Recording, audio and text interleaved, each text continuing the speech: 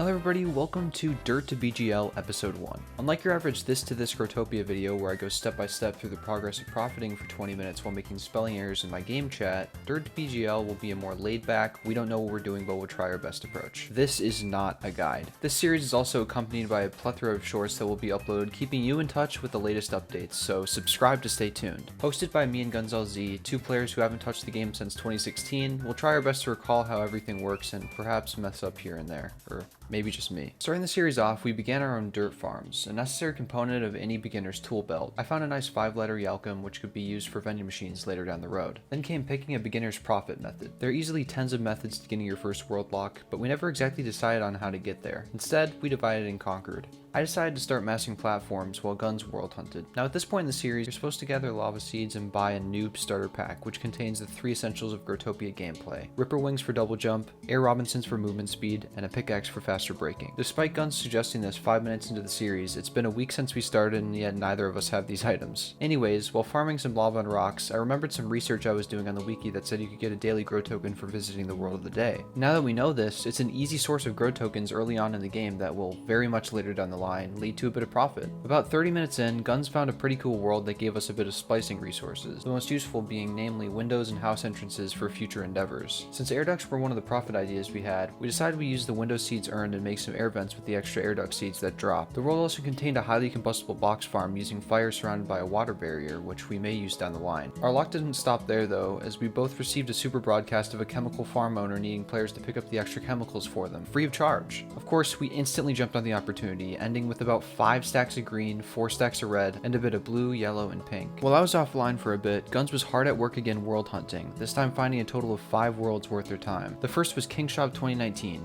a storage world that will eventually be used for spliceables, crafting materials, provider blocks, and more. Farm King 444 and Farm King 666 were nothing exciting, though they did contain a bit of spliceables, the latter having a fossil farm without any fossils. The last two were actually farms, Farm King 12345 and our new home base, Farm King 104. The first was a dirt farm worth about 7 world locks, and the second was a near fully platformed farm with a Dragon Gate storage coming in at roughly 10 world locks. In such a short time, Guns increased our net worth times 10. While I continued my endless grind for platforms, Guns did some BFGing and earned enough gems for a vending machine. This would mark a great step forward in the evolution of our profiting, as instead of spending eons in trade worlds trying to sell a product, we can leave it in the vending machine and sell it over public boards and Growtopia discords completely offline. Seeing the success of Guns' BFG farming, I decided to throw my head into the ring in BFG until I could obtain a world lock, and this would remain our primary method of obtaining shop items that were too wasteful to buy outright in vending machines. With the world lock, I purchased an easy bake oven so that I could begin crafting items with the chemicals. Among all the combinations, I decided to make fuel packs considering they're in high demand and we only had chemicals. Only getting 35, we cut our losses and sold for 15 per world lock, earning our very first vending machine profit of 2 world locks. We decided that ghosts got far too annoying, so with a spare world lock, I bought some synthetic chemicals, and with some spare red and yellow, I made 2 pairs of synthetic oculums. They're still a downgrade from a ghost charm, but there's not much we could do at this stage. Meanwhile, Guns was finding sellers for gray and dark gray block seeds, vital ingredients to air ducts, our most significant profiting tactic thus far. Spending 2 world locks total, we ended up with around 150 trees, resulting in 599 air ducts. Intending to sell them for 150 each, we had to scramble just to get a single air duct so we could make one more measly world lock. After posting on public boards and in the iHemo Discord, we made 4 world locks overnight, making our net worth a total of 25 world locks, all worlds and items included. The plan got pretty simple from there though. From beginning to end, the cycle would start with buying the seeds, half the world locks on gray and half on dark gray. Typically we would buy a bit more dark gray due to them being in lower demand and thus being at a better deal. The real trick was finding gray block seed, as most shops we looked at sold for 100 per world lock, but the real find is when you get a shop selling 150 per world lock, and this is where the teamwork aspect really kicks in. One of us would find a shop for about 120/1 and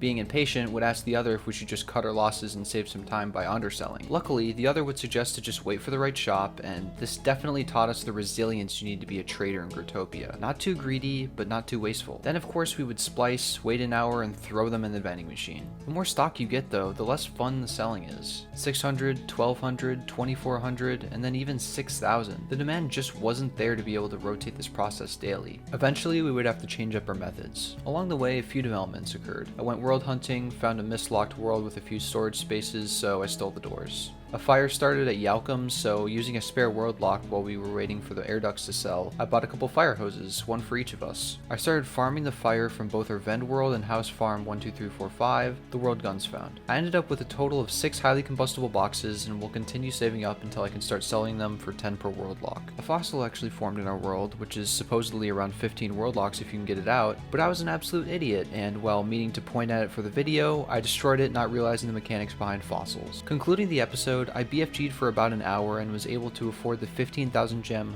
farm pack, among other things containing the Dear John tractor, a big step forward in any massing we do in the future, and just making the entire process of chopping trees that much more convenient. That's about all for me this week. Thank you very much for sticking around, and subscribe to stay tuned about new releases of the series. See ya.